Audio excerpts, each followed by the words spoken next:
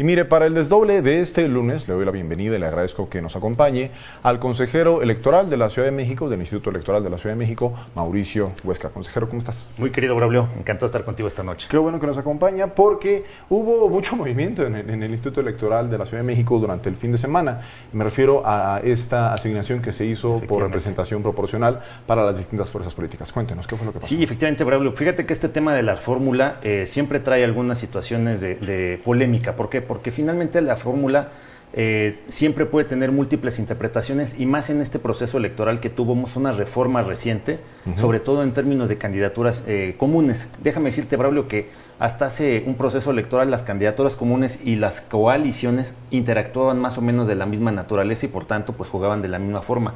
En este momento, pues con un fallo de la Suprema Corte, prácticamente las candidaturas comunes pueden regularse de manera, pues digamos, independiente y autónoma por cada estado. Esto lleva a que en la Ciudad de México particularmente señalen que por una parte las candidaturas comunes puedan participar todos en un mismo emblema, y que esto, pues bueno, hace no identificable el voto. Si tú vas a la boleta, tú marcas 3 partidos por igual, la pregunta para la ciudadanía y desde luego para la autoridad para distribuir votos es ¿a quién le damos esos votos? Claro. Esa medida, lo que hacen los partidos políticos es en un convenio distribuyen estos votos a su propia conveniencia. Entonces, en el caso particular, Morena se queda con cerca del 50 y tantos %, el PT cerca del 30 y tantos % y el Verde el 20 y tantos %. Pero eso no es todo lo que trae esta nueva reforma, Braulio, sino también una situación que me parece que incluso tiene que ser objeto de revisión constitucional, que no podemos hacerlo en la autoridad electoral, es la transferencia no solamente de votos, sino de candidaturas. Y esto me parece que pues hay que revisarlo porque en el propio convenio de candidatura común, los partidos políticos decían, Braulio va por el partido de la manzana, y ponían en una columna, lo propone por el partido de la manzana, pero si Braulio gana, por mayoría relativa, los partidos que lo postulan, la manzana, la pera y el plátano, dicen que no van, que Braulio no va por la manzana, va por el partido de la pera. Okay. Y le pregunto a Braulio, ¿a ti te preguntaron eso de que en caso de que ganaras te fueras a otro partido que el que te están postulando? Y esto generó que efectivamente el primer acuerdo que se lleva a cabo en el instituto, pues nosotros hacemos una asignación y esto es importante, Braulio, porque finalmente con esta asignación tenemos que contar cuántas candidaturas por mayoría relativa tiene cada partido político. Y en esa medida, cuando revisamos cuántos ganó el partido Morena, digamos con el logotipo de Morena siglados hacia el logotipo de Morena, fueron 15. Pero después hubo cerca de 7 candidaturas más que estaban postulados por el Verde y postulados por el PT, que los partidos de manera, digamos, en una autodeterminación, decidieron que se fueran a Morena también. Esto generó que pues el partido Morena se fuera a prácticamente 22 y pues para tener estos límites de control constitucional de sobrerepresentación ya nada más tenía posibilidad de 2 más para llegar a 24. Justo unos minutos antes de iniciar la sesión, Braulio, llegan 7 escritos de las candidaturas de estos partidos PT y Verde diciendo, oye, espérame, instituto, a mí el partido nunca me consultó que me iban a siglar hacia otro partido político, otro grupo parlamentario, y esto es importante porque finalmente es un derecho de asociación lo que está en juego.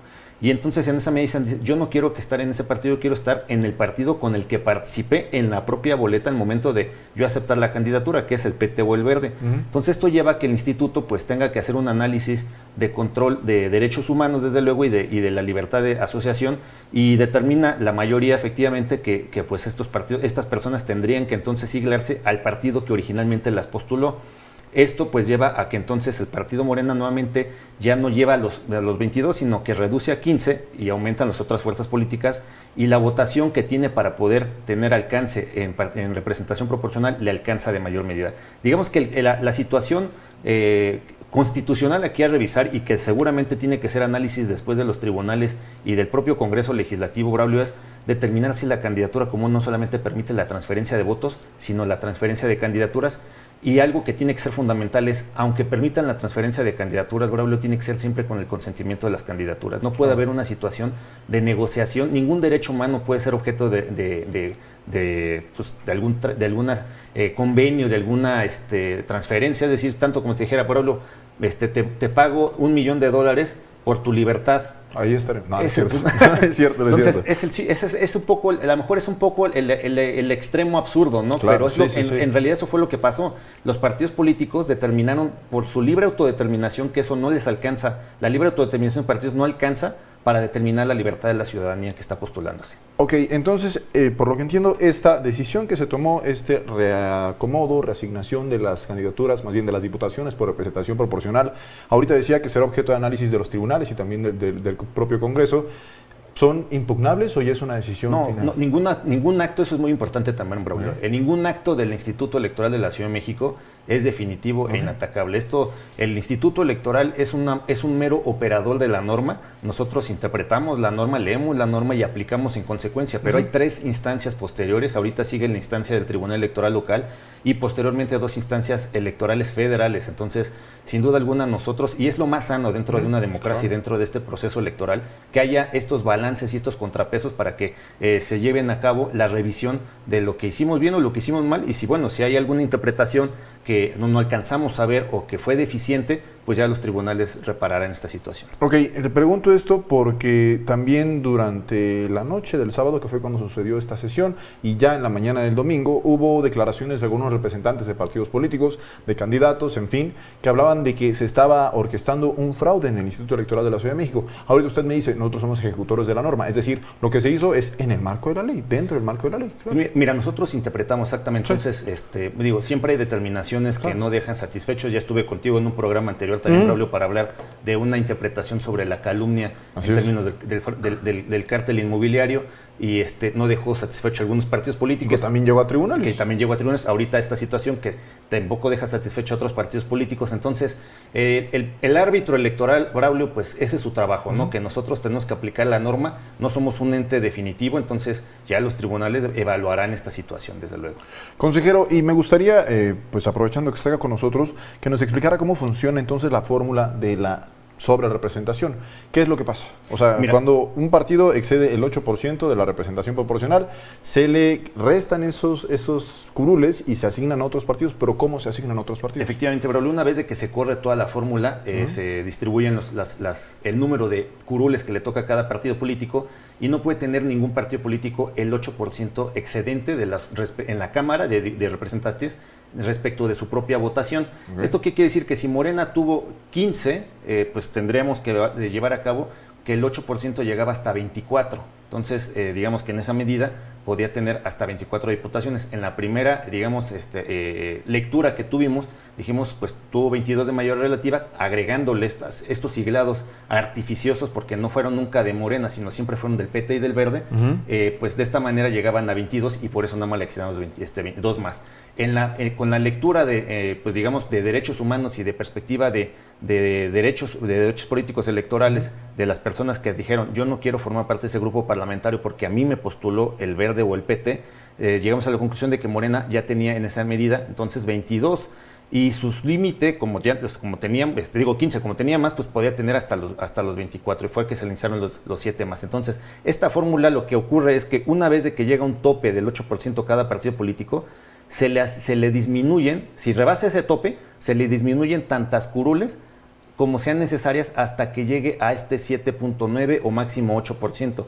Si sobran 2, 3 curules por repartir, se saca al partido que ya obtuvo su límite y se distribuye otra vez entre todas las fuerzas políticas para ver a quién le tocan esas curules adicionales. Ahí tengo duda, por ejemplo, si el partido de la manzana, como decía hace rato, ya llegó al 7.99%, se saca de este espacio en donde están las distintas fuerzas políticas, y el partido de la pera tiene 7.5%. ¿Él sería el primero en recibir una de esas o sería alguno de los que tienen un porcentaje menor? Ya después de eso, Braulio, si todos, el partido de la pera, si tiene 7.5, a lo mejor ya dices, ¿cuánto te va a costar los siguientes diputados que vamos a distribuir? Si te cuestan 250,000 votos o 30,000 votos, porque ya normalmente ya cuando vas asignando a todos en las siguientes rondas de asignación, el diputado cuesta más o le cuesta menos los votos. Si te cuesta 35,000 votos, dices, bueno, también el segundo ya no le puedes asignar porque a lo mejor ya también llegaría a rebasar el 8%. Entonces, más bien, te vas respecto de los otros partidos conforme a su propia votación.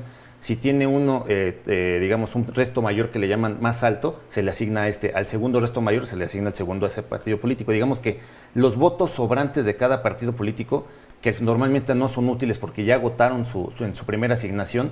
En los votos sobrantes, si hay candidaturas por repartir, se le asignan a aquel partido que tenga más votos que les restaron o que les sobraron respecto de la asignación, y así se van en orden decreciente. Ok, tenemos un gráfico de cómo quedó la conformación del Congreso de la Ciudad de México y ahí lo tenemos en pantalla. Entonces tendríamos que por representación proporcional Morena tendría 9 diputaciones, el PT tendría 3 y el Partido Verde tendría 4. Quedarían un total de 16 diputaciones de representación proporcional para la coalición de Morena, PT y Partido Verde. El PAN tendría 9 diputaciones, el PRI tendría 3 y el PRD tendría 1. Esto daría un total de 13 diputaciones de representación proporcional para PRI, PAN, PRD. Movimiento Ciudadano, que iba pues solito en la elección, tendría 3 diputaciones de representación proporcional. También a lo mejor para hacerlo un poquito más claro, las diputaciones de representación proporcional son las coloquialmente conocidas como las plurinominales, las pluris.